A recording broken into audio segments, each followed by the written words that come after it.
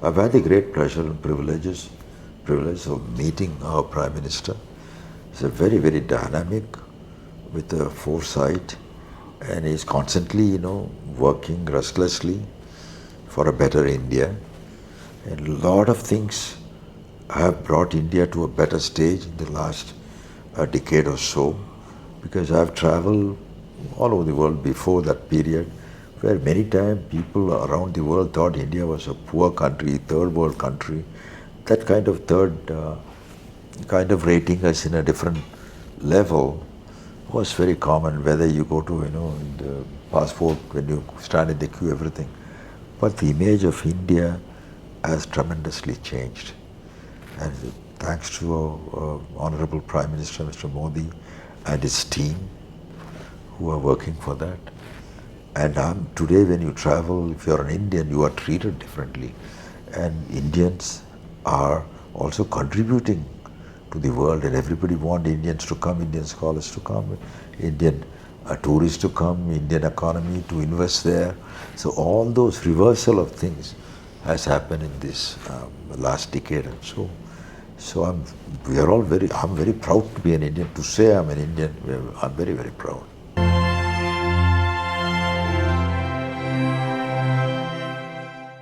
Namaskar. I'm with great violinist who got the Padam Vibhushan. This is my pleasure that he permit me to interview him. This is my humble. I am very humble that he is ready to give me the interview. Thank you very much, sir. Namaste. You have been very close to me for a very long time. You have visited temples and things like that. For you, it's a great pleasure, privilege to do this for you. Thank you, sir. You get the Padam Vibhushan, second highest award of India, Indian government. What do you want to say about this award? Well, any recognition from the government of India given to a citizen of India is always a very, very pleasurable thing. When you get Padma Vibhushan, because I got the Padma Shri in 1988, then Padma Bhushan, then the highest Padma Vibhushan.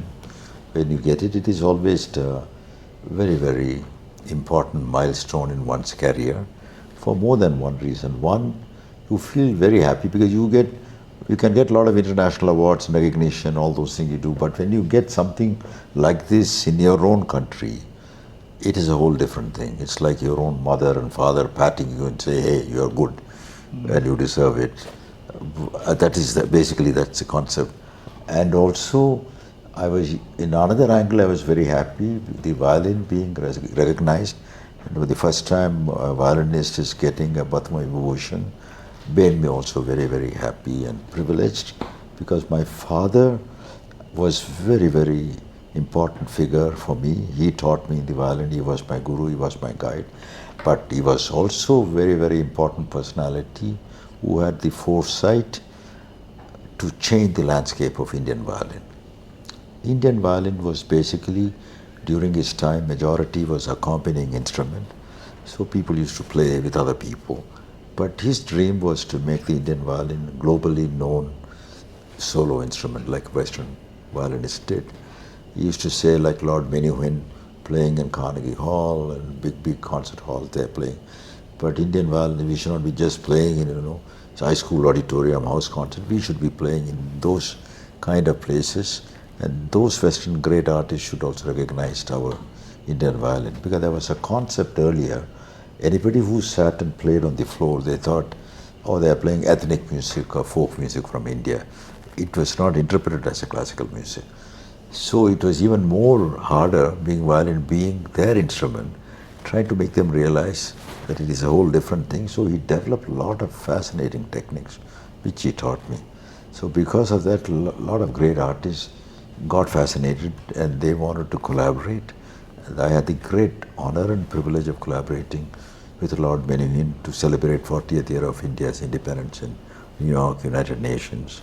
Subsequently, major orchestras, including New York Philharmonic with Maestro Zubin Mehta, they asked me to write a piece, fantasy on Vedic chants to celebrate India.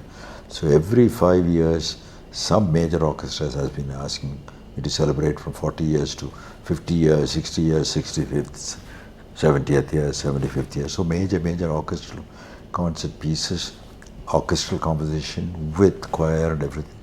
I've been able to write and do all those things. That's because the recognition of Indian violin became a major factor. So they recognized my violin, my playing, my solo thing because of my father. And as a composer, I became probably the first composer to write everything myself and do all the major orchestral work starting from 80s, early 80s. I've done several orchestral composition for symphony composition.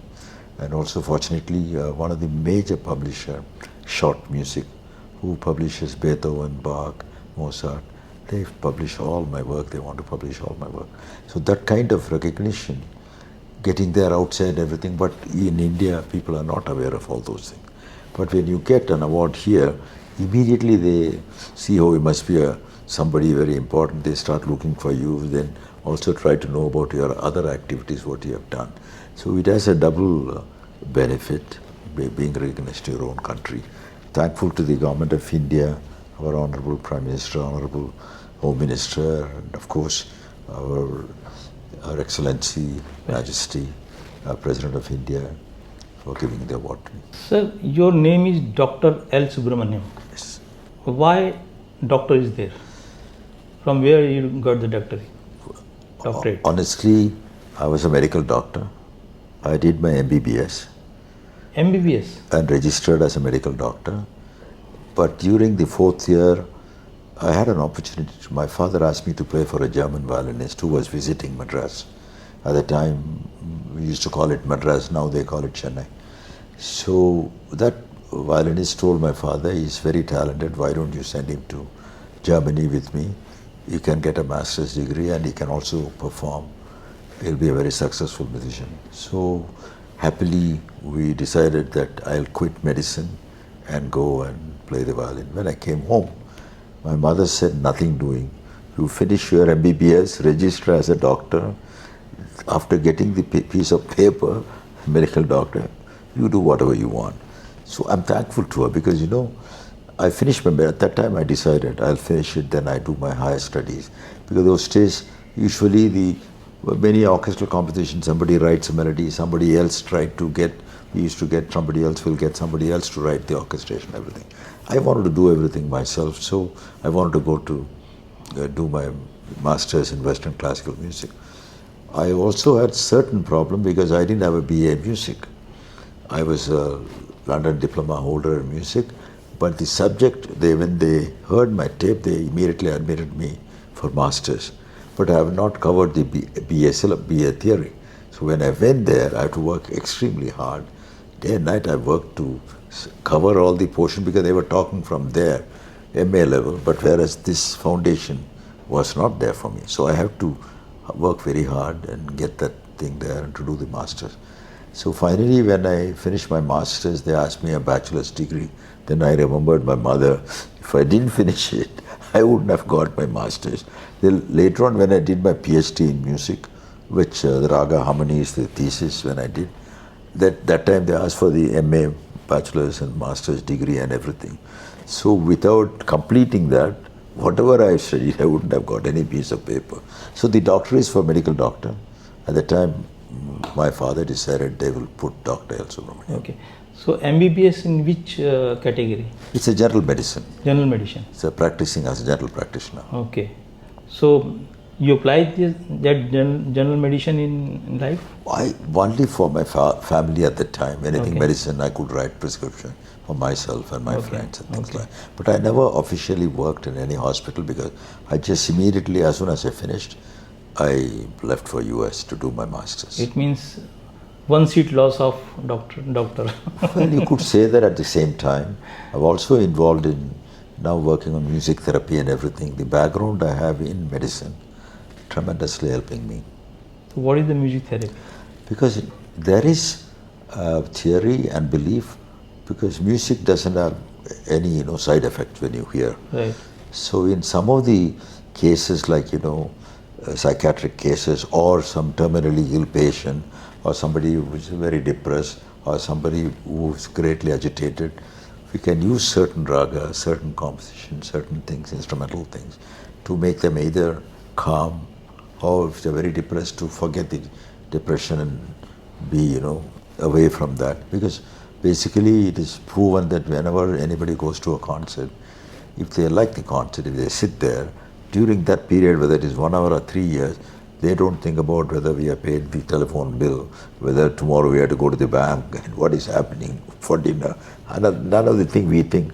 We just forget everything. So that music has the quality of clearing your mind of any pressure or anxiety or depression or anything. So there is ways of using music for positive things. Okay. So, can you tell me your father's name and his father or anybody in the family belong to music? My father's name is Professor V. Lakshmi Narayana. That's why I'm called Lakshmi Narayana Subramaniam, Okay. L. Subramaniam. Okay. His name is Lakshmi Narayana, and mother's name is Sita Lakshmi. His father was Vaidyanatha Iyer, but his mother was a musician. Musician in the sense, those days they were not allowed to go and perform, but she used to sing in that area where she was, any function, any spiritual thing, anything happened, I believe people used to ask her to sing spiritual songs and everything. She used to sing beautifully, that's what I was told. But I never got a chance to meet her because she passed away before I was born. Okay. So, no one in the family as a violinist before your father? No. He started it. They start and this legacy goes on. Yes. Okay. So, where you born and brought up? I was born in Chennai, Madras. Okay. Then, after I was born, when I was 3 years or so, father got a job in Colombo, Sri Lanka. Okay. So we shifted there. Okay. He was working, we used to live in Kirlapana, a little area. Then he was working in the Sri Lankan radio, Okay. where he brought in a lot of positive changes of Indian music, for Indian music there. Okay. So all of a sudden, 1958, there was a big riots. They were killing all the Indians and all the Tamils, targeting there. There was huge riots. A lot of people were Is killed. conflict between India, Hindus, matlab Indians and No, it is Sri Lanka? between Tamils, the Sri Lankan, Acha. Buddhists, everybody, and the government at the time was Mr. Bandaranaike's government. So somehow they believed Sri Lanka for Sri Lankans, so we have to eliminate everybody else. So physically they were trying to eliminate people, and a lot of people were killed. Many news didn't come out, but we knew a lot of people were murdered, massacred, and killed, chased away, we don't know where they are. But then at that time we escaped and came back to India. Fortunately, we lost everything. We just ran for our life and landed in Chennai, Madras.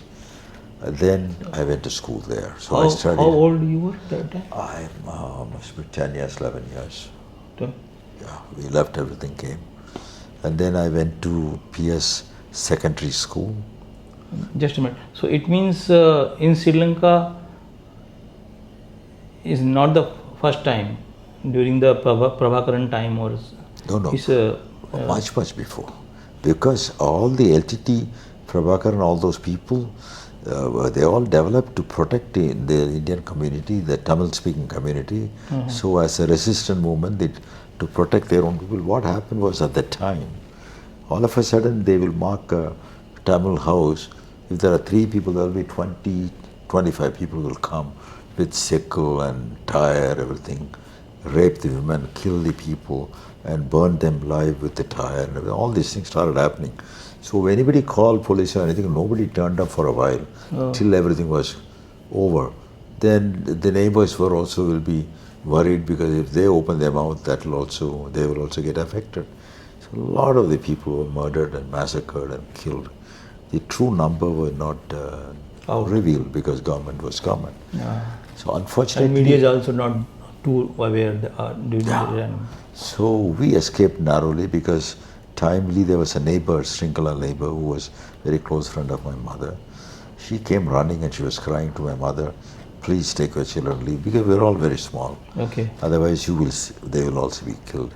So during that time what happened, a lot of people, when they saw people coming, killing, they used to say all the young boys to go, because they used to kill the younger youth first, and then or try to attack all the men, tie all the men and do all the atrocities, then burn them live. So they used to give whatever they have and go run and escape. Those people went and settled in forest and lived, saved their life.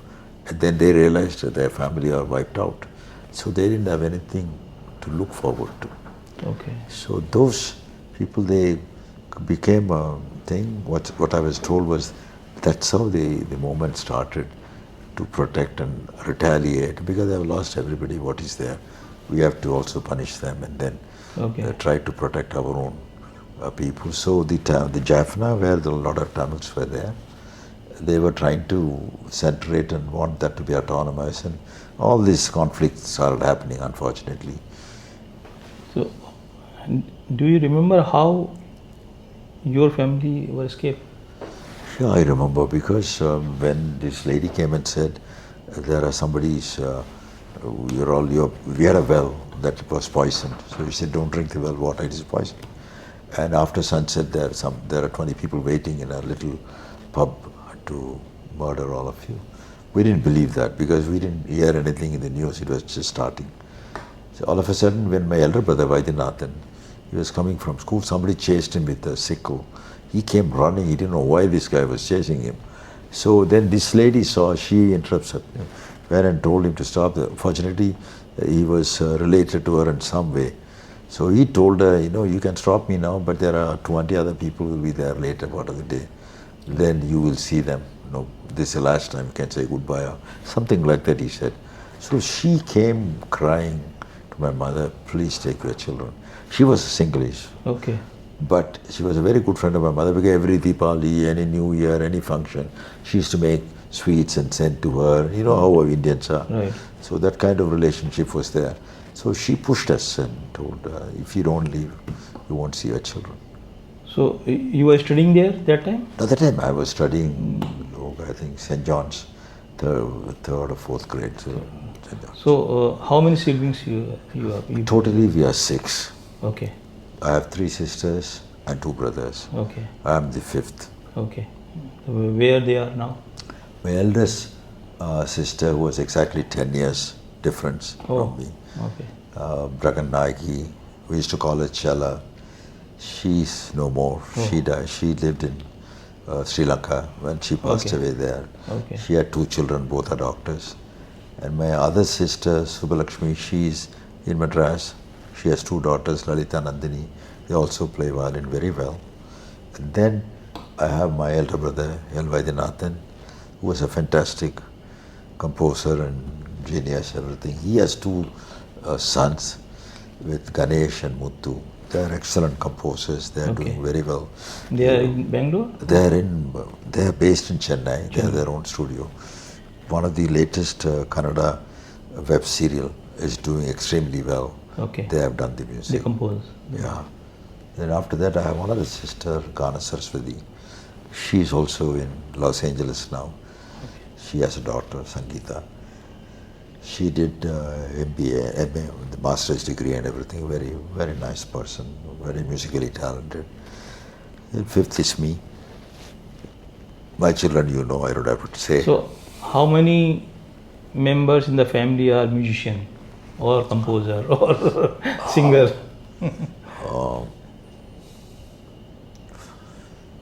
Your brother and son, both the son are musicians. 7, 8, 9. Almost and your close to 10, and 10, 11, dozen musicians in the your family. Granddaughter is also. She also performs with me. Tell me something about her. Mahati, right? Mahati. Yes. What is the meaning of Mahati? Mahati means it's also, she was born in Maham star, Maha Nakshatram. Okay. So the Sangracharya, Kanchi Sangracharya, Sri Vijayendra Saraswati suggested that name. Okay. Since she was born in Maham star. And she learned violin from me, and my son is also teaching her sometime. And she also learned vocal. She used to sing, learn from Kavita, from Bindu, her mother. And also in Sapa school there are some teachers, Shruti and others, where when she attends class she learns from different people. She's also, but she's on the finishing her 8th grade now. She's just 14. Okay. But she has already performed with me violin and some of the major concerts in and outside India. Very extremely Had talented. she give solo performance? Sorry? So had she give the solo performance? Yeah. In fact, she did something. She got few awards from the Clef Awards for creating her own song and best songwriter, best song, and also best instrumental. She's very talented. Okay. So we'll go again. Your journey start from Jaffna, and then you come to India. Is by boat you escape or how? With a big ship? A lot of people were sent in a ship, almost like a refugee. And, but we were not. We came back to our own country. Okay. We are not. Came to Chennai, right? Came to Chennai because it came to, southern tip. There is Talamannar, Rameshwaram. Then from there we took a train and came to Chennai. Okay. Came to Madras. Yeah. So tell me a journey from there, from Chennai. I don't remember much. Only thing I remember, we were all scared, walking, trying to, something drastic. But do you feel that now we are safe and everything? Yeah, once we landed in India, we were safe because before that, in the way also, if you are spotted, they would be murdered. Because it is like escaping from one group of people who are targeting to murder, not to punish you, just to kill you. So knowing that, it was a fear for survival. And so no noise, no nothing, slowly walking, following father quietly. Mother's panic. Mother was also depressed because, with 6 children walking, she doesn't want the children to be killed and see that. With all the tension we came, once we land in India, we know nobody can touch us. It is our own country, our own people. We are landed safe. Yeah. So when you were in Sri Lanka, you started your violin? My first concert was when I was 6-year-old in Jaffna, in Nellore Kandaswamy temple. It's a very famous temple. Okay. It's a Subramaniam Swami temple. So that was the beginning. That was the beginning. Musical life journey started there when I was 6 years old. So, what your father want? You should be violinist or any other, something else in his mind? He wanted to support fully if I want to become a musician. Okay. But at the same time, father's friends are trying to convince my mother and father, saying that, he's a very brilliant guy, so he's doing medical college, medicine. If he goes to US as a doctor, he can make money, enough money to support the entire family, which was true, because at that time, all the doctors went to US and they made a ton of money and they had a very comfortable life, they could support the life. So they said, why are you allowing him to go on music, doing masters in music, and he want to compose music. Most of the time, many of the composers' music are performed after they are dead and gone. So he may not even listen to his own composition, and he's going to a dead field. Why are you be strict and ask him to go back to medicine, practice medicine? It is a waste of time going into music when he is already a medical doctor. The doors are already open. The music is talking about composition, making the violin internationally known. And all your dream you are given to him, he is trying to talk about all these things. If it doesn't happen, we are all going to suffer. So, but my mother said, you have an education, do whatever you want. My father said, only condition was, you don't make our art form cheap, don't play a house concert, don't play little places. You should keep up and respect for our instrument, treat instrument as a Saraswati goddesses. Okay. And play in the biggest auditorium. If you can make it happen, continue the profession. Otherwise, come back after your MA, practice medicine. So how your father taught you, what is the idea of his to taught you to play violin? He created a lot of new techniques. So those techniques he taught us, and also he was very disciplined. Whatever he said, he also did it. He said every day you have to practice. He used to get up early morning, and he also used to play every day till the end of his life. Last day, Every day he used to play the violin. Okay. And or he used to write something about music. He has a lot of handwritten thing of my father has.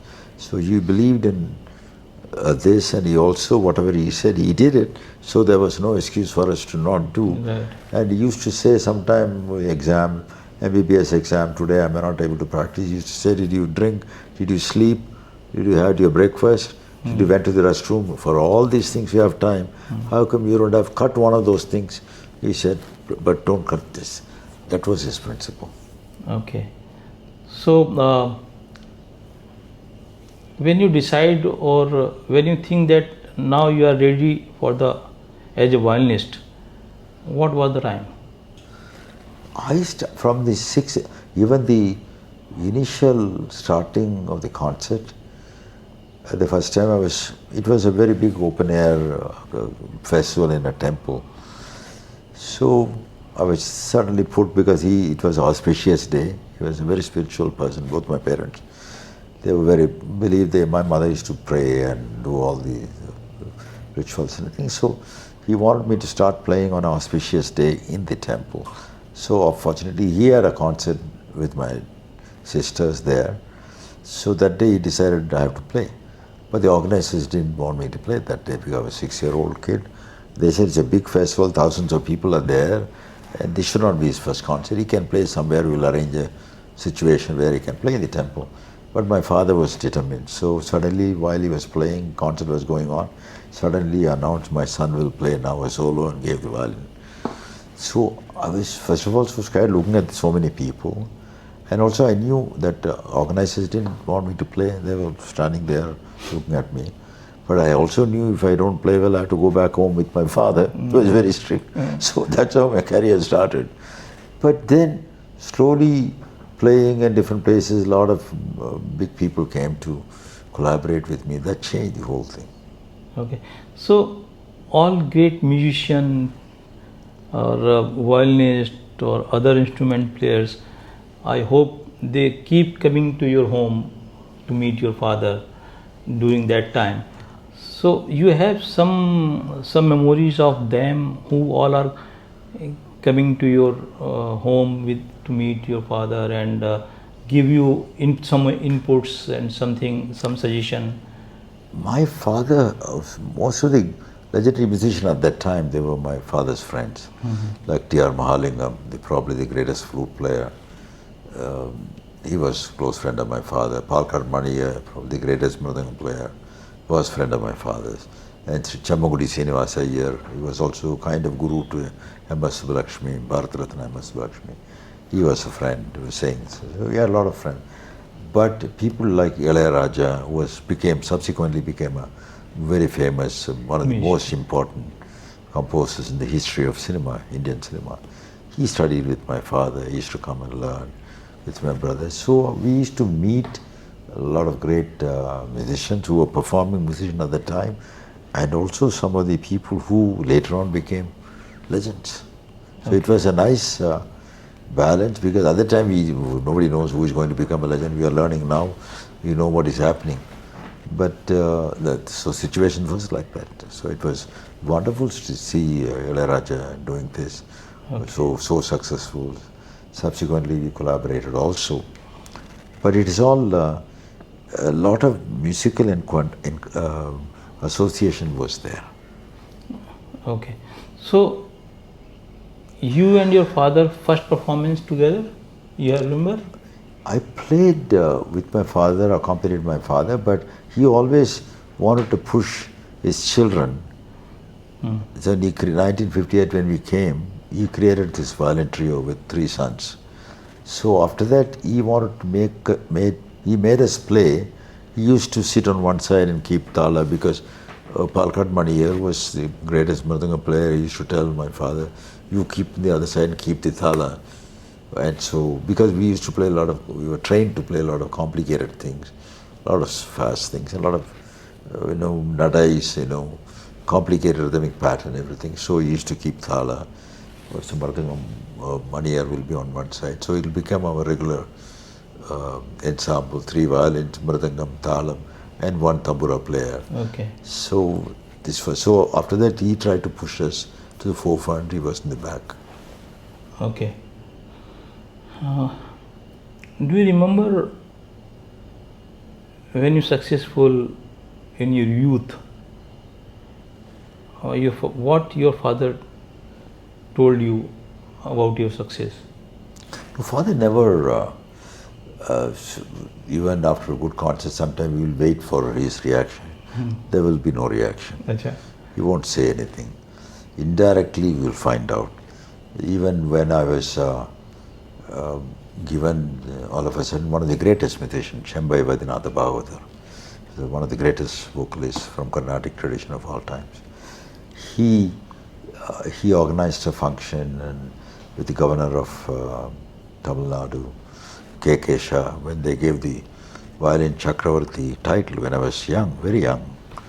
So at that time the function was organized, I performed, people clapped and governor spoke and they gave me the Violin Chakravarti award at that time, which was, I'm talking about 70s. Okay. Even after the function, everything, father didn't, he was just smiled, nothing. He said, oh, you played so great, or it's fantastic, you got the award. It was good, you have to work more. So that kind of thing which also kept us going. Otherwise, one should not sit on the laurels, then it will become past. Mm-hmm. You have to always look for fresh thing and go ahead and try to do more things, because nobody can claim to know everything about music. There's always something which you don't know. Sir, during that time, even my time also, father-son relation is great respect. So due to that, in father-son the gap is there. The gap of son is not open with his father. Father is also not open with his son. So something like that with your father and your relationship? No, with my father, he was my hero. I wanted to perform like him, play the violin and continue the violin. So everything he did was awesome for me at the time, so I want to be like him. So whatever he said, without asking questions, I followed, because I want to achieve what he has done and what he believed in.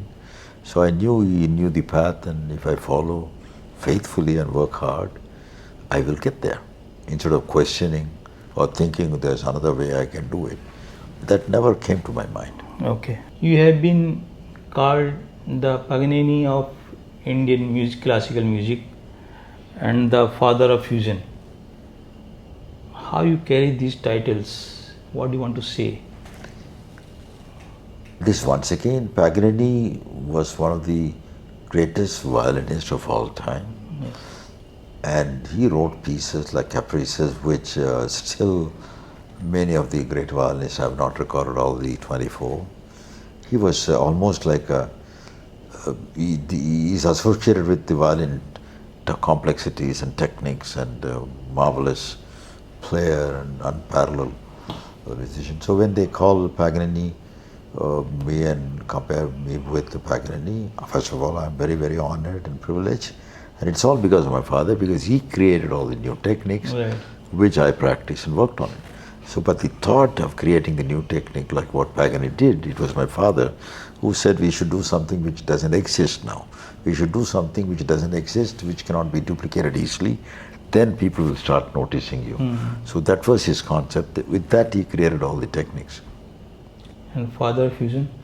Father of fusion, because at that time, fusion was very limited. 2 people played, and some people, beginning and ending was there. Nobody really, to my knowledge, went deeper and start composing different composition, thinking of a particular musician. Because at that time, when Richard Bach, who was one of the very famous producers, approached me and said, you can do things differently than other people, you should do fusion. At that time, I was a little hesitant, because during that time, there was also some press, some people who had preconceived notion, saying that if you do something other than classical, then you're no more pure classicist, which was not right. Because it's like saying that if you speak English, you can't speak your mother tongue. There are a lot of people who speak beautiful English, Right. but they also know their mother tongue. Right. So that kind of closeness was there, and to some extent still now. So when he said you should do some fusion, do something different, so first I told him I'll tell my father, because I've been playing regularly in India. I don't want to jeopardize my brothers and everybody's, because we were all playing together. So at that time, Richard Bach said, you give an album to me, which won't be released in India. I give it to you in writing. You'll have a contract. I'll protect you, but you should do, because you can do something which other people cannot do. And he was also Sri Sathya Sai Baba's devotee and things like that. We know of him. So I said, fine. So I did one album called Fantasy Without Limits. Before that, he asked me to do a classical album, which is called Indian Classical Music. I had my uncle Raghavan and Zakir Ji, they were Mridangam and Tabla. We recorded the first classical album. Then he said, now you have to do a fusion album for me. I said, fine. Same thing, this fusion won't be released in India. But when I was traveling in Europe, France particularly, he called me and said, you know what has happened? Your album has been rated as one of the 10 best albums of the year. And you are with Miles Davis and Carmen McRae, some of the greatest jazz people who have been legends for several decades. This is your first album. You are being compared, you are in that bracket with these legends. Now you promise me you'll give me 5 more albums. Okay. So that's how I started doing with Stefan Grappelli, The Conversation, which became a very, very huge thing. Spanish Wave, Indian Express, and then Money and Company, all these things. So the Conversation became a very, very important milestone, because a lot of people started following. Even today, sometime I see some professors of IIT and things like that, when we were studying all the time in the dormitory, this is what we used to listen, and we used to listen to that. And later on, that piece, one of the pieces, even Rahman, we re-recorded, Don't Leave Me, the piece which I wrote for my father. At that time he was not well. I wrote a piece called Don't Leave Me. So that piece based on Bhairavi. So Ramaji said, you know, I grew up listening to this. So when we decided to do something, that's a piece with his family, and our family did. So all the fusion thing happened like that. So everywhere, outside India also, they started calling me that. God of, whatever, father of fusion, global music and things like that. Apart from your violin speak for you, language is big tussle in South. Okay, so I'm not going for the controversy, but I'm asking you, how many languages you speak? Unfortunately, I know only 2 languages well. One, Tamil. My father wanted me to learn Sanskrit and Hindi. Okay. Because Sanskrit was also important for music, because many of the composition by Muthuswami Dikshita, who is one of the most important musical trinity, and Shyama Sastri, they were all in Sanskrit languages. And also most of the treatise which was written from Vedic time, they were all in Sanskrit. So I have joined Sanskrit and Hindi in school, one of the subject. Okay. That was his time. The DMK government came. Okay. So they were so anti-Hindi. So they chased all I was told most of the teachers, we didn't have any teachers, no teachers. They were all chased away or beaten up and things like that, I was told. So we didn't have any Hindi teachers. So Hindi and Sanskrit not regular? Not in school when I was studying. I still regret, because I wanted to study. Okay. So then I went to Sri Lanka, came back in 1958 and continued. I think then once I finished my 12th, I went to, those days it was pre-university. Okay. No 12, you finished 10th, SSLC and pre-university. Then I went to Loyola College, pre-university, English was a medium. Then I went abroad. After that I stayed in US, did my masters in English. So I never had an opportunity to learn anything other than English. But I'm very, very happy. My wife Kavita knows several languages. She is fluent in Hindi, fluent in Bengali, fluent in English, and fluent in Tamil, in addition to many other languages I don't know. So, you know Hindi kunjum? A little bit. I mean, it's funny. But you understand? I understand, but I'm not very sure whether what I understood is right. Okay. So I don't try to make fool of myself. But you have to learn singly? Sri Lankan language? No, because I was there when I was very small. We Learned something, but I don't remember anything. Your father, V. Lakshminarayan Iyer, envisioned the violin as a solo instrument in Karnataka music. Can you share a memory of him that shaped your early passion for the violin? He was a very expressive musician. He used to sing and teach us. How, sorry to interrupt you, how he became a violinist? Who inspired him? What happened was when he went to Sri Lanka as a visiting professor, that time, either Nadaswaram, you know Nadaswaram, which is like they play in marriages in South, and Tawil, percussion. This tradition and also the dance tradition, which was Rukmani Devi Arundale, who had Kalakshetra. So everybody from Sri Lanka used to come and study Bharatanatyam, Kalakshetra. So these are the two forms, was very, very popular. But the concert forms of somebody singing, somebody playing instrumental music, all those things they're not that popular. So he wanted to bring that tradition of India, where they have regular concerts, somebody singing and somebody accompanying, or somebody playing a flute, like T.R. Mahalingam. So he used to invite T.R. Mahalingam to play flute concerts, and Maharaja Vishwanatha Iyer, one of the greatest singers, to come and sing. He started organizing. And also he started teaching a lot of students, because he learned vocal. He started performing vocal initially. But then he realized there was no violinist to accompany these people. So he picked up a violin, started learning. That is one of the reasons where the technique... At the age of? Must have been in 20s or something. In 1938 means late 20s. 20. Okay. So he bought a violin, he started learning, and then he used to come and ask for some advice to some of his friends. And I think that way he was able to develop some of the new techniques without any pre-influence. Unique one. Unique ones. So you are telling about your father. Yeah. Music evolution and fusion, you have bridged Karnataka music and Western classical, jazz and global tradition. What inspired you to step beyond traditional boundaries and create his unique fusion sounds? One of the reasons was one of the very famous producer, Richard Bach, as I mentioned. He approached me and said I should do something which will take Indian music to a greater heights. Because he used to produce great artists like, he has released album, Ravi Shankar, Ali Akbar Khan, and all some of the great North Indian artists' albums he has produced, and also some of the great jazz artist album, Crusaders and John-Luc Ponty, all those people, he was a pioneer and a producer in that field. So he once heard me and said, you have potential, why don't you write some new music and record? I said, I don't want to have any group, I just want to play Indian classical music, that's what my focus and thing. He said, you do that, but also you do this because you can do something which other people cannot do. So he convinced me to do the fusion album. Immediately I got all this thing. Subsequently, he said, now you have to do 5 albums for me. Same condition, same contract, I won't release in India. So every album took to the next level.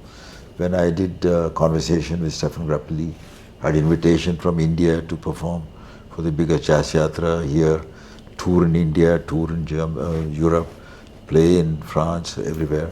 It became a huge thing.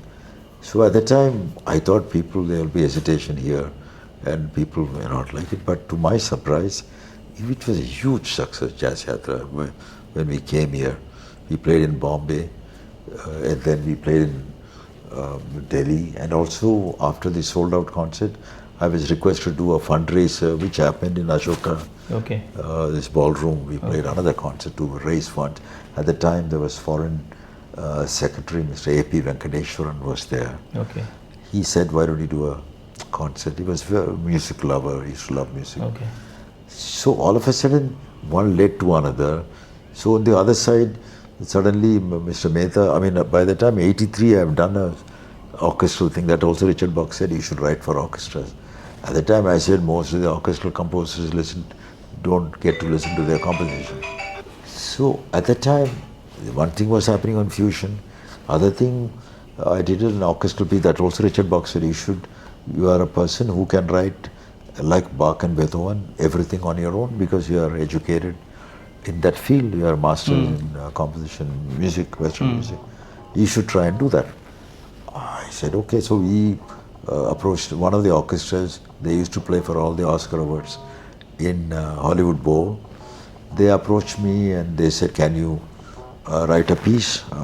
He said, why don't you write a composition? So I said, fine, I wrote a composition, a double concerto, which became a huge success at the time. Okay. So This was called double violin and flute, a double concerto. Okay. So this was done in Music Center in Los Angeles with this orchestra, with Mr. Maestro Jack Elliott conducting. It was a huge success. We went to Japan to do that. Then after that, Mr. Maestro Mehta approached me and said, why don't you write a piece for us? I said, I've already written a piece. But that was the time my mother was just passed away, around 13 days before. During that time, Maestro Mehta visited us in Los Angeles and said, proposition, I want to write a new piece, which I'll premiere it in '85. And I said, my mother has passed away now, I don't know when I'll get back to normal. But I have a piece already I've written. Where he said, no, I want a new piece with you playing as you as soloist. So 1 year later, I wrote this piece, Fantasy Without Limits, Fantasy on Vedic chants, based on Vedas. It was dedicated to my mother. Okay. Next thing I knew was Russia. They had a big festival. I played in Bolshoi a couple of days. And then I was playing Tchaikovsky Hall. They want me to play with the Moscow Symphony, the same Fantasy on Vedic chants. Next thing they said, we are coming to India. The cultural minister said, can you write a new piece for us? Okay. So I wrote another piece, Shanti Priya. Next year, Switzerland said, we are having Festival of India, can you write a new piece? So one led to another. So it was not planned, it was not at all under my control. Okay. Sir, you have such a heavy voice, depth, you have a depth voice. No one suggests you to sing? Initially, my father wanted me to be a singer because he was not sure how successful being a violinist one can be. Then I had diphtheria when I was 2 years old. Okay. Then somebody told him I'll lose my voice, so he said he should teach him some instrument. So I was jumping, he said, now at least give me violin. Okay. You collaboration with icons like Yehudi Menuhin, George Harrison and Herbie Hancock are legendary. Which of these partnerships challenge you the most artistically and why? It was all different. You know, playing with Lord Menuhin was one of the most memorable things I had because I was asked by Menuhin, his associates, to perform for his 70th birthday. They were celebrating in Bonn for a television there. So I knew who Menuhin was. Yeah. I knew how big it was, but we had never had the opportunity to. Do you remember the year or when he was 70 years old. This must be 85, 80, mid-80s. Okay. Because I finished, because there were a lot of international artists were playing as a tribute to him. Right. I was representing Asia. He said, the manager said they want you to represent Asia. He wants you to play. Can you come and play? I said, sure. At least I thought I'll get a chance to meet him. So there are different people. We were all in a green room. One by one played. I also played. So nobody got to meet him. He was sitting in the front row. But what happened when I finished playing, he just got up from the seat and came to the stage, hugged me. He said, I never heard such a powerful violin playing. We should do something. So I thought he was being a senior musician. You know how you patronize young musicians, saying that you're good, or we'll do something, you'll be good. Praise. So with that thing, I was very happy. At least I met him. Somebody took a picture, sent to me, when he was coming and congratulating, hugging me and everything. So next thing was they asked me to play in 1987 to celebrate India's 40th year in United Nations. At the time, Mr. Garekan was Indian ambassador to UN, and we had they were planning to do 1/2 Indian music and they won't have 1/2 Western music. Alan Nasreth was the Consul General in New York at the time. So Mr. Nasreth said, we want to have you to play for the thing, and also if possible, can you get Menu in? I said, I don't know Menu personally, he has a management, everything, but they found out that I played and I met him. I said, I've just met him, but I don't have any personal contact. He's a legend and thing. He said, we have been trying, we are not able to get any commitment. They're saying he's free, he's not available. So in any case, since he said, I'll try, I left a message with secretary. So immediately she said, check the date and said, he is completely busy, he's not available, he's traveling, he won't be able to play in the UN. We didn't even ask for anything. He said, for him to play separately something, I'm also playing that day. The next day she called me back. He said, Lord Benin want to talk to you. He said, Maestro, how are you? I said, great to talk to you. And sorry, I just asked, I found out you're not free. No, he said, no, I'll come. I want to come. But I said, in that case, I'll ask Indian Embassy to talk to the management and do whatever financial thing, manageable. I said, I'm coming for you. Nobody needs to talk to anybody. I'll let you know when I'm coming. I'll come one day before. You come and pick me up. Then what will we play together, he asked me. I said, I don't know. I was supposed to play alone, he was supposed to play alone. He said, no, we should play something together. Why don't you write something? We'll play together. I was shocked. So, yes, sir. When I called my father and said, Menu and said, you write something, we will play something together. He couldn't believe also. So that's how our friendship started. We played in the United Nations together. So like that, subsequently he came to India after my father passed away, when I started Lakshmi Narayana Global Music Festival, which is almost 33 years now, finished. He was one of the patrons. Stephen Grappelli was one of the patrons. And Mr. Peter Brooks, who was the Mahabharata, he produced Mahabharata, 9 hours play. They were all patrons. So then when he came to India, I received first international Lakshmi Narayana award. At that time, Mr. K.R. Narayan, His Excellency, he was the president, he gave the award. Okay. And Harrison? With Grappelli, George Harrison. George Harrison was, when I was finished my MA in 9 months, then they said I have to stay 1 year to get my certificate. So I was very homesick. I want to come back home and everything. I was in 2 minds. I didn't want to stay alone because we used to be one family, everybody staying together. So then the dean called and told me that, I know you want to go back, but you have completed whatever is needed, but you have to give one concert, which we are homesick, you can go and come back and do it. Otherwise, I'll give you a better option. Why don't you become a faculty, part-time faculty? You can teach, you stay here, finish and play a concert and go. So that I said, I'll ask my father, talk to my father. All the decisions I used to always ask my father before any decision. He said, yeah, otherwise if you come and we have to buy a ticket, you have to go there, it's all not, financially we are not well off. He said, this is an opportunity, don't. So stay there, get the piece of paper and come. So I accepted that. So shortly after that, my father sent me a note. Called me and said, that Ravi Shankar met me and said he's doing a big tour promoted by George Harrison.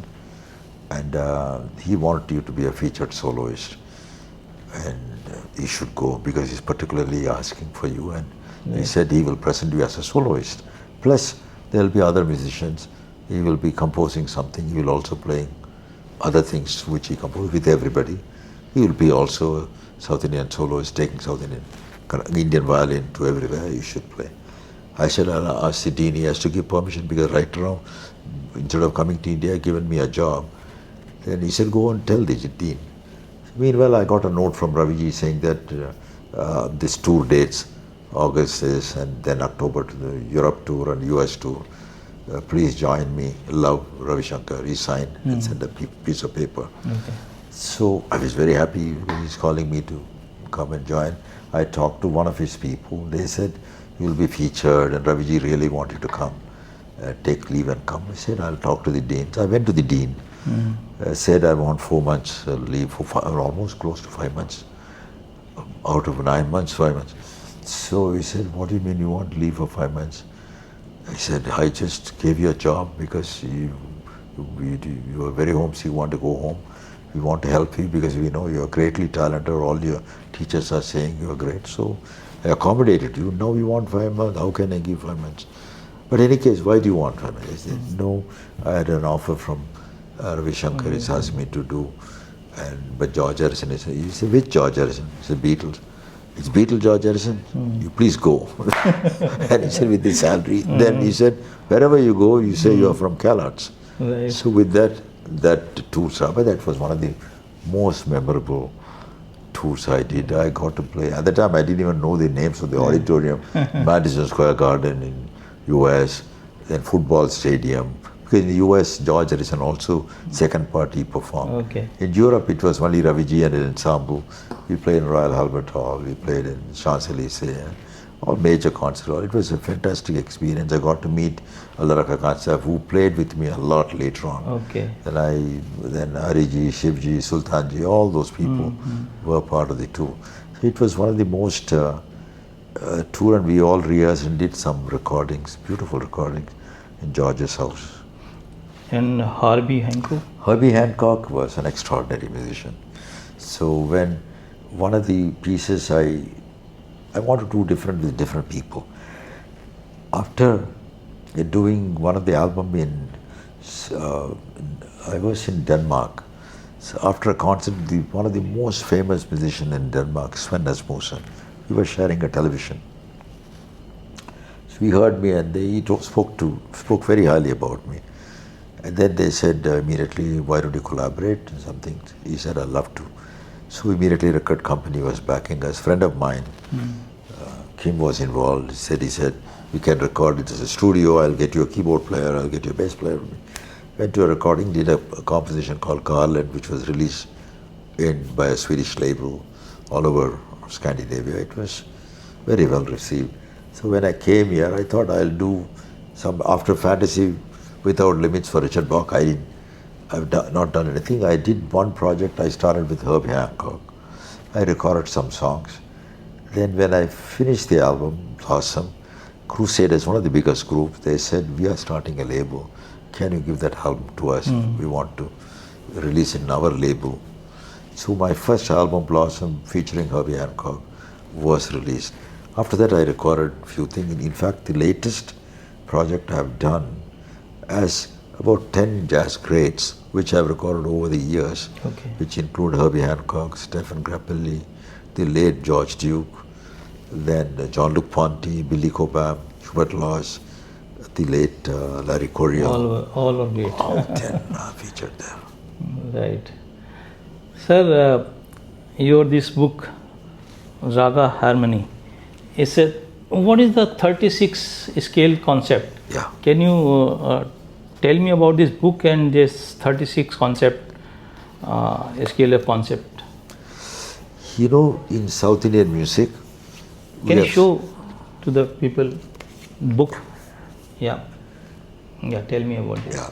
This Raga Harmony, this is the result of my thesis, which I did to get my PhD in Jain University in Bangalore. As I mentioned earlier, I've written a lot of orchestral composition. Right. When I was in Moscow, that time it was USSR, in 1986-87, I was asked to perform 2 concerts in Bolshoi Theatre and a couple of concerts with the major orchestras, conducted by Maestro Fedese, one of the greatest conductors. So we played Fantasy Without Limits. Fantasy on Vedic Chants. Fantasy on Vedic Chants, which was written for Mr. Maestro Mehta on New York Philharmonic. They wanted that composition to close the festival. So the professor there, he came and said, can you write a paper and how you did, like a thesis and how you did, because there are so beautiful new harmonies which were not heard, but it is very powerful and emotional. What is the method you followed? It's not just Western music, it's something beyond. So if you can sit and write a thesis, I'll give you a doctorate from Moscow Conservatory. Okay. You stay here, can you do that? And also collaborate and we'll do some piece together. Those days when I went there, the temperature was -30, -35. I was freezing. I was from Los Angeles, I went there. Yeah. Plus, I had my family, my wife, Vichi, and my daughter, and all this. I said, no, sorry, sir, I have to go back I can't stay here. Plus, I was also teaching there. So that was the scene, writing the trip. Then subsequently, every composition I did, it had a big response and big acceptance. Then the short one of the biggest publisher said, we are publishing Beethoven and Bach, we want to publish all of your composition. I think I was the first Indian composer that published all the composition. Then when it happened, a lot of people said, why don't you let us know what is the trick in it? So then I decided, instead of what I have to do at that time for the Professor Mikhail in Moscow, I'll really write a thesis about the secret of the thing. Because most of the composition, I devised a method using our South Indian ragas. We have 72 parent scale, which can be reduced to 36 using both the Pratimadhimam and Suddha Madhyamam. There are two mas. Okay. One ma, perfect ma, with Pratimadhimam, ma 1, we have 36. Then changing ma to make ma 2, there's another 30. That is how 72. But so I said, if I have a scale 36 with both the mas, because there are ragas which we do with both mas, giving equal importance. So I write the thesis and how we can create completely, totally new harmonic tonalities, which are very strong emotionally, having Indian rasa concept, everything. So I started writing this, and then I decided I will submit it as a thesis, because if I write a book, it won't have that much impact. When you write it as a thesis, you have to defend yourself. A lot of people look into it, and there will be a process, so it will be legitimately vetted by a lot of people. So I decided I'll write a thesis. I finished the thesis, then immediately a publisher, I had published by the time Classical Music of India, they said we'll publish it here itself. So I published that book, which got a lot of attention. Okay. I went to a lot of, what do you call a literary festival I was invited. Okay. So this is the story of Raga Harmony. How is changing the way Indian ragas are composed for orchestras? This 36 scale of... Yeah, because if you know the harmonic structure you can create from the notes of the raga, you can create a lot of novel harmonic structure with different tonalities. Okay. So almost all the composition, fantasy and Vedic chants, it's all the three movements and three different ragas, and all the harmonies are derived from that ragas. Okay. Similarly, Shanti Priya is based on three different ragas, and all the harmonies are created from that. Okay. Like that, every concertos, Isabella concerto, Paris concerto, all those things, all the number of symphonies I have written, every symphonies have different raga concept which I have used. So it means this book and 36 scale of music concept will very helpful for the new musician and for new composers or new musicians, they want to create. But if they know very strongly rooted in our system, and if they understand this, they can create a lot of composition. But on the same tone, I'm also saying, if you know the Western music also, then you can explain what you're doing in their language. Right. Otherwise, you know only this. We want to be able to converse in their language to get the best out of them. Right. Sir, you have this violin in your lap. Only this shape all over the world is the same, or some difference? This violin shape is almost same. The size differs sometimes. Okay. But there are some variation nowadays. Earliest variation, I created a violin with a lot of sympathetic string and recorded in 1980, and in 73, I was 78, when I was in US, early 70s, I went to US. So I created a violin with the sympathetic string, or a violin with, when Barkasbury, this violin was given by Barkasbury Company. Okay. It's a violin which they created with the contact microphone. So when you play in a big open air theater, everything, there's no feedback, just a mic alone sometimes. You get the airs and everything, sound and feedback, disturbance. This violin won't have. So if you don't mind, can I ask what is the cost of this violin? I got it free. Okay, but otherwise, I got 3 violins. This was, at that time it was about $500, $450, $500. okay, okay. But can you name some of the Indian companies who make the fantastic violin or instrument? To my knowledge, most of the violins which are being used by most of the professional, to my knowledge, Yeah. usually foreign instruments, because Okay. handmade foreign instruments, depending, but the violin price goes from, $1,000 to multiple $1 million, Okay. like Stradivarius and Guarneri, Amati, all those things. They have also become an antique and also become the tone and everything.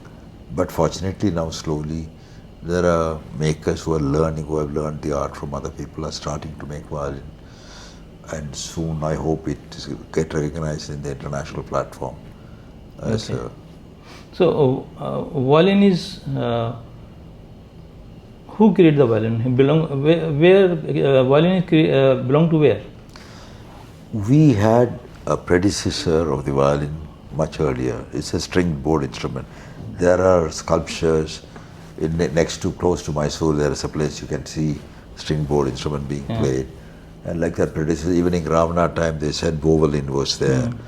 But later on, but the modern violin, which was brought during British time, British came to India as a East India Company slowly, and then they took over and ruled us for a while.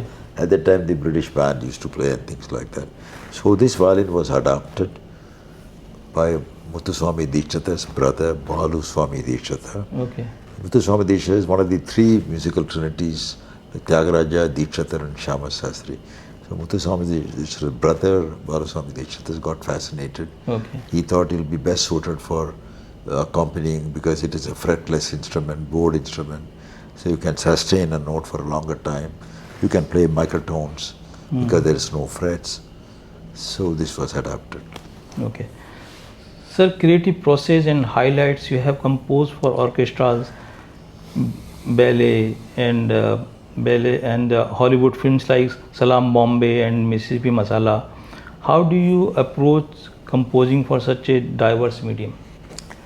Writing for orchestras many times, there are different reasons for I wrote the piece Fantasy on Vedic Chants, because when my mother passed away, all the spiritual things, ritual things which was happening, Vedic chants I was hearing and all those things. So I created this thing, and the name was given by Maestro Mehta, Fantasy on Vedic Chants. It was written for my mother, so that was the reason. So it was starts very slow and Vedic 3-note chant. Another piece called Shanti Priya, it was about a character who had a very flamboyant, powerful character, finally dies, assassinated. So Shanti Priya with that character. So another thing, Paris Concerto was written with the Paris, beautiful monuments, everything like that. So there are different emotions. Then the piece called Beyond I wrote for my father when he passed away, where the orchestra was like a body, violin was like a soul, because we believe in body and soul. Yeah. But there's no death to the soul, death to the body. So whereas when body perishes, then the soul leaves, and it continues to be there. It might take another form of a body, it gets into another body and things like that. So with that concept I wrote Beyond. Then later on, subsequently, I have written for, when you write for a film, there are different characters and different themes. So you write for one particular character, whether it is a hero or a villain, everything, you try to enhance the emotion of that dialogue, that character, that person.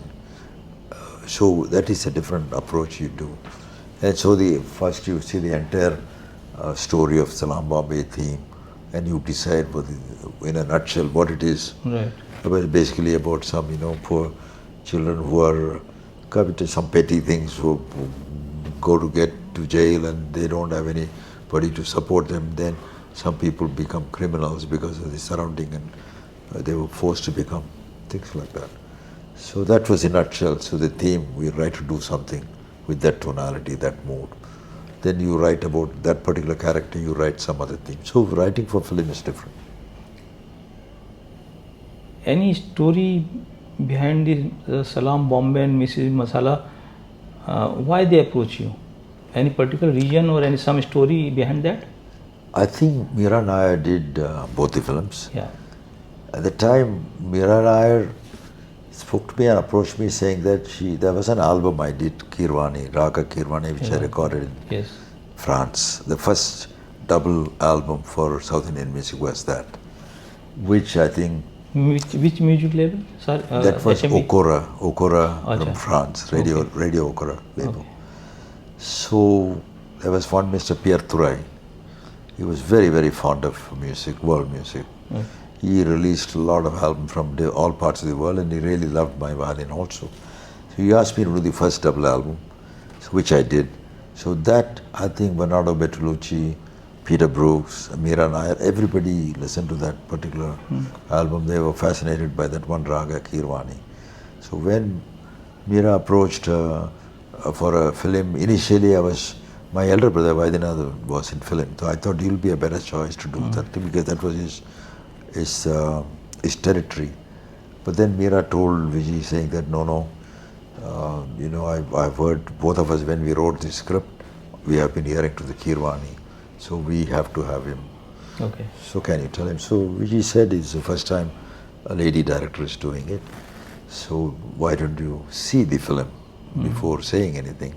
So I was coming from France to Los Angeles back. I stopped over in New York. So Meera picked me up, and then they showed this film in the theater. Okay. And explained to me. When I saw the movie, it was very, very moving. I realized it was almost a true thing. Wow, children get a petty little thing, then police suddenly catch, oh, you are a thief, then put them, nobody to defend them. Then the surrounding, they get into drugs, they get into things. I said it's a social theme, which was very important. And she said it's almost a reality. So I did the film. After that, she asked me to do the Mrs. Masala. I did. Then Bernardo Bertolucci also wanted me to get involved, Little Buddha, from the Sher Kirwani. Also, Peter Brooks wanted me to get involved, Mahabharata as an advisor, because of the same Kirwani. Right. That was a classical album. So a lot of things different things happened because of that album. Okay. The Bharat Symphony weaves India's musical history from the Vedic period to post-independence. What was the most exciting part of bringing this vision to life? As I mentioned, from the 40th year of India's independence, every 10th year we did, Freedom Symphony, we did Astral Symphony, we also did the Bharat Symphony and Mahatma Symphony and things like that. For 70th year of India's independence, I did Bharat Symphony, where almost the history of India. It was premiered with the Houston Symphony Orchestra in Houston. It is one of the most memorable concerts, and at that time, our Consul General there, Mr. Asim Mahajan, was very helpful also. It was presented for IAA, Indian American Association, organized through very, very beautiful organization. They do a lot of things now. Mrs. Bedi, she's the head of that institute there. So we did the premier Bharat Symphony. It is history of India from Vedic time. Then what happened? Then the Muslim, when they Mughal influences, when the India they invaded, and after 12th century became north-south. They took some of the Mughal influence and created North Indian melodies and things. We became two beautiful branches of the same root, so South Indian classical and Hindustani. Then the British took over and ruled us for many years, and we got freedom. So it was 4 stages. First Vedic period, then with the Mughal influences, what happened, then British, they started ruling. That time I'm using one of the British orchestra with a Western tonality. At the end, when again post-independence, how far we have come. That was the idea of the thing. Okay. Subsequently, I wrote also this, for 75th year, I was approached to write another symphony, Mahatma Symphony, which I did also. Sir, you have performed all over the world. All over the world, famous halls. Yes. Right, sir. Royal Albert Hall, Lincoln Hall. or in India too. So, can you tell your experience best from where? You know, there are few things which makes it once. Sometimes the auditorium is so beautiful and Yeah. so acoustically so well. I think even some open air like Millennium Park in Chicago, so beautiful. And same thing like if you were playing in Carnegie Hall or Royal Albert Hall, the sound is fantastic, and also the legacy of some of the greatest artists from almost a century. All the top artists have been performing there. So that is there. But at the same time, there also once you start playing, the sound takes over. You don't know where you are playing. You just your music takes over, sound takes over, vibration takes over. So one phrase lead to another phrase. Your inner voice, your spirituality, whatever saints and whatever your guru's blessing you have, you try to follow your inner voice and try to develop. So at that time, you play the music. But also sometimes there are some fantastic audiences, they inspire you, like France sometimes. There are audiences when they come, when you start your alap, it looks like everybody is in a deep meditation, absolute silence, closing their eyes. So those kind of things also inspire you a lot. But in general, once you start playing, when you get lost. You enter meditation. Yeah, you're not different. Musical meditation. Musical meditation, yeah. Okay. And spiritual path. The legacy is fantastic. Thanks. Can you say something about this? Bindu, Ambi, Kavitaji, and now Mahati. I think for what my father has done, I want this legacy to continue also. So I'm very happy Bindu and Ambi are full-time into music.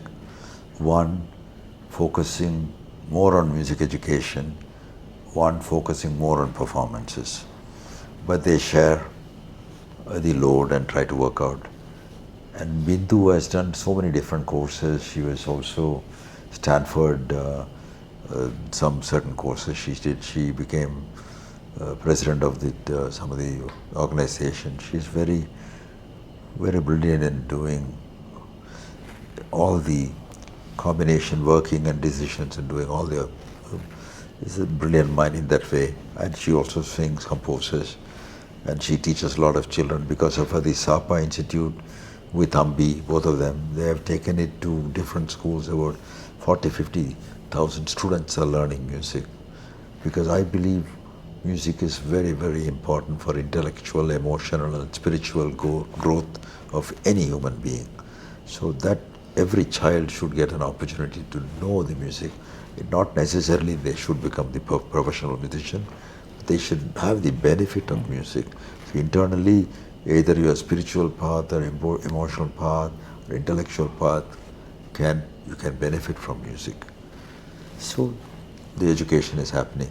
Ambi is performing solos with groups, with Bindu, and different combination like what I did with the different combination, also with orchestras, also classical solos, also jugalbandis. He's into a lot of performances. He's doing it in and outside. And Mahati, she's very young. She learned, and I'm very happy. She's extremely talented. Whether she will become a musician and whether she want to continue music, and everybody decides for themselves. I only hope that talent is developed fully, and then she makes a choice to also promote music and culture and continue the legacy. As far as Kavita is concerned, Kavita is fully with me on the education side also. Lakshminarayana Global Center of Excellence, which we started where we can, for higher education, to create performers with quality. Because what was lacking in university education, university education mostly dependent on, like British system, reading textbooks. Music is a practical art form. If you want to become a performer, you cannot read 200 textbooks and sing. If you practice 200 hours, you can sing and play. Right. So, and also by listening to a lot of music, you learn a lot. because there are a lot of microtonal system which is lesser than tempered system. There are a lot of things one has to listen and practice and get from the Gurukul system. That's how most everybody I knew, whether it is M.S. Subbulakshmi or Kishori Amorkarji or Bhimsenji or Bismillahji, all those people, they never had a piece of paper, they never went to school. But these are the legends who made music what it is today, T.R. Mahalingam, Palkat Maniya. But similarly, if you see to the university, till now I have not seen all the gold medalists who got throughout gold medal as a performance degree. Nobody is comparable to any of these people. Right. But we have had the university education from the beginning. So there is something definitely lacking. To bridge this, we created certain syllabus focusing more on practical aspect if you want to become a performance degree. So LGCE was created for that. Okay. Now we have been, fortunately, we have been kind enough, we have 2 acres of land. Okay. We are building a Lakshmana Global Center of Excellence, independent institution, Fantastic. where we want to create the highest musical creativity, availability for the students to learn. It should become like music, Harvard for music or IIT for music. That is my goal, which me and Kavita is committed to it. My children are working with SAPA. Ultimately, they will also take care of this. So this is the legacy we are hoping. And coming to the festival, we have been doing the festival for almost 33 years. We have done it all over the world. We have brought artists from all over the world, some of the greatest artists from different genres. It is called Global Music Festival. So we have had orchestras, we have had, choirs, choir and orchestra, solo, top jazz artists, top classical artists, both Indian and foreign, top musicians from Africa and different countries to China and to present the thing. This festival, we want that to continue, so we are also desperately trying to create a corpus. If somebody can help us with the corpus, from the interest of the corpus, this festival will run forever. So right now, me and Kavita running around doing performances, putting our thing, and some of the friends are helping us. But day to day, it is like that. This festival, I'll give you that festival. Right.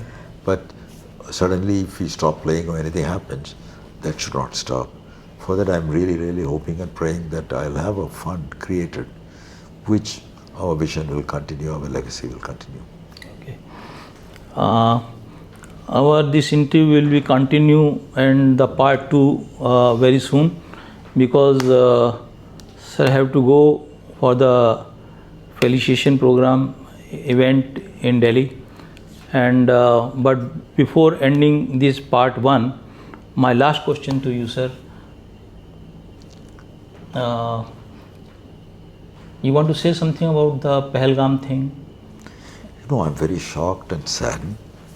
This should not have happened. It's very sad how a particular community is targeted and we are not united in criticizing it. And I think we all, whoever feel we are Indians, they should definitely condemn this, because we are Indians and Indians have been attacked. It is whatever the ideological difference, whatever it is, the political difference, it should become the secondary thing. We should all condemn that this should not have happened, this should not happen, and we should support the government to take the necessary action so this doesn't happen again. To prevent this is very important. We all stay united and support each other as Indians. We are all, ultimately, we are Indians. Right. You want to say something about Prime Minister Modi to do? Yes, I know. I've had the great pleasure and privilege of meeting our Prime Minister. He's a very dynamic, with a foresight, and he's constantly, working restlessly for a better India. And a lot of things have brought India to a better stage in the last decade or so, because I've traveled all over the world before that period, where many times people around the world thought India was a poor country, third world country. That kind of rating us in a different level was very common, whether you go to, in the passport, when you stand in the queue, everything. But the image of India has tremendously changed. And thanks to our Honorable Prime Minister, Mr. Modi, and his team, who are working for that. And today when you travel, if you're an Indian, you are treated differently. And Indians are also contributing to the world, and everybody wants Indians to come, Indian scholars to come, Indian tourists to come, Indian economy to invest there. So all those reversal of things has happened in this last decade and so. So I'm very proud to be an Indian. To say I'm an Indian, I'm very, very proud. Okay. Thank you very much, sir. I hope you will give me chance again to talk to you for the part 2. And my number of questions are left. So, thank you very much. Pleasure, always. Thank you.